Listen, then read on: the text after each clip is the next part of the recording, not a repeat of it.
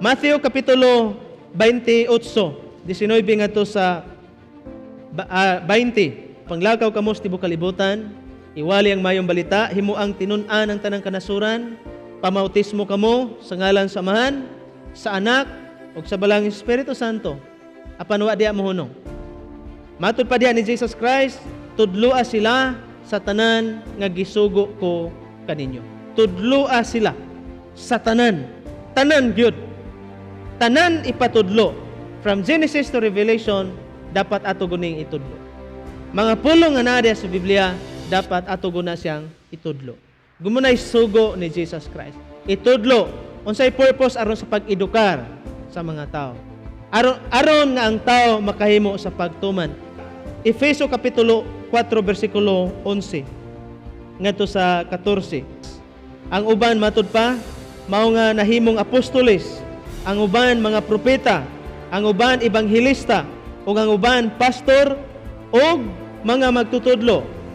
So unsay naa diha? Pastors and teachers. Ang mga apostoles nangamatay na. Mga propeta nangamatay na.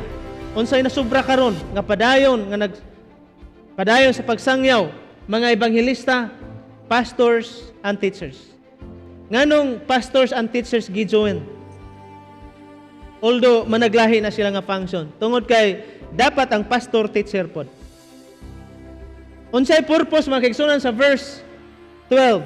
Nada sa verse 12. Aron unsay katuyuan? Matud pa dinhi makigsunan to equip the saints for the work of ministry. To equip.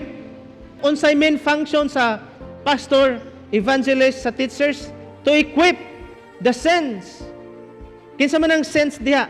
Mga believers. Ikaw, ako, kita mga saints, mga santos, mga balaan. Tungod kay kita nga mga believers, we are the saints. Makita nimo diha makigsunan, to equip the saints for the work of ministry. Ang saints diha katong membro diha sa iglesia, mga believers. Unsay katuyuan nga na pastors, na teachers, na evangelists, to equip the saints, i-equip ang mga believers, ang mga magtutuo diha sa iglesia. Unsay purpose? For the work of the ministry. Ang trabaho sa pastor, evangelist, teachers is to equip the saints. Para ang saints, ang mga believers, mubuhat sa buluhaton sa ministry. Dili ni akong ministry, dili ni sa missionary, kundi ministry nato nga tanan. Ato ni siyang buluhaton ang pagkabig sa mga kalag, ang pagsangyaw sa ebanghelyo. Gani mga kigsunan, sa atong pagpangalagad sa Ginoo, importante nga mabutang gid sa atong kasing-kasing nga kitang mga Kristiyanon do na tay tagsa-tagsa katahas. Ug ang maong tahas, maong pagsangyaw sa ebanghelyo, paghimog mga disciples. Mag-focus ta niya ng duha. Ug akong prayer tuig 2025 nga ato ginang maimplementar sa atong simbahan.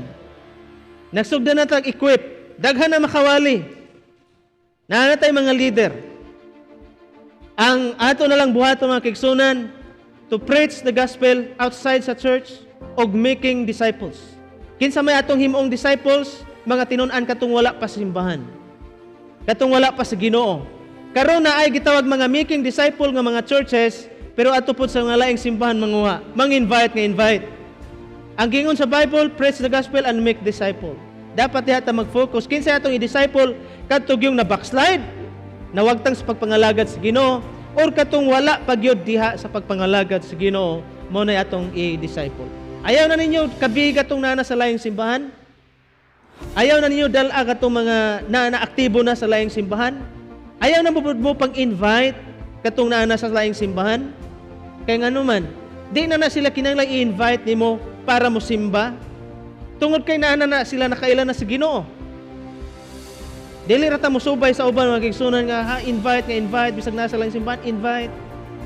Dili na siya mo'y giingon sa Biblia. Nagingon sa Bible, i-preach ang gospel o maghimo tag tinun-an. Kung maghisgot kag disciple, ang tao nga imong i-disciple kanang wa pagyod makahibalo diha sa Ginoo. Wa pa makaila kang Ginoong Hesukristo. Siya mo'y atong i-disciple.